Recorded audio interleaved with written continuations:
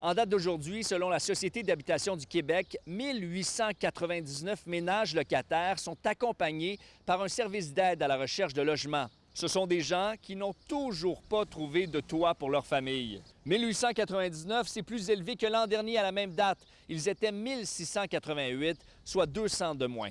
Le Frappru, qui défend les locataires un peu partout au Québec, a fait le point aujourd'hui. Même s'il y aurait eu moins de déménagements cette année, la crise des sans-logis est plus grave que jamais.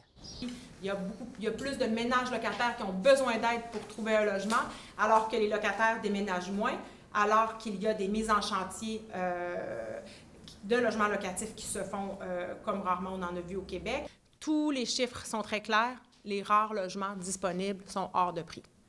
À se promener là, dans les rues de Montréal aujourd'hui, on peut en voir encore des petites annonces. Encore hier, une locataire de Schlager-Maisonneuve nous a envoyé une photo, logement à louer, 2 chambres à coucher, 2100 $. Et dans les groupes de défense des locataires, on constate que des augmentations de loyers étonnantes, très importantes. Plusieurs sont entrées en vigueur le 1er juillet d'ailleurs. On dénonce le fait que certains propriétaires veulent rentabiliser trop rapidement leur investissement immobilier.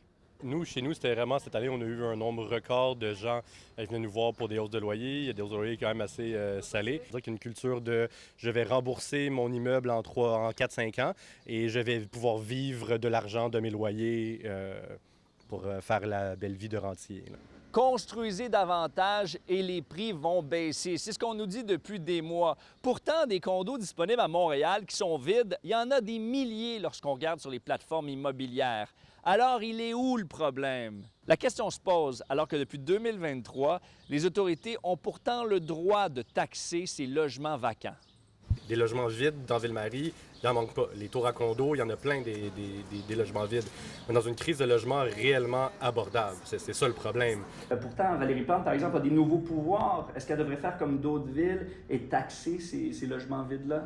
Assurément, c'est une demande qu'on porte auprès des municipalités. Elles ont maintenant le pouvoir taxer les logements vacants et mettre les fonds pour le développement de logements sociaux. Ça mettrait des sommes supplémentaires et peut-être que ça découragerait les locataires qui laissent des logements vacants hors de prix. Peut-être que finalement, ça les inciterait à baisser un peu les prix des logements qui sont disponibles à la location. Ça fait longtemps que les groupes sociaux de défense des locataires demandent des changements de fonds aux dirigeants politiques du pays. Ils espèrent que même si Mark Carney investit des milliards dans l'armement, il n'oubliera pas également les logements sociaux et abordables. À Montréal, Étienne Fortin-Gauthier pour Nouveau Info.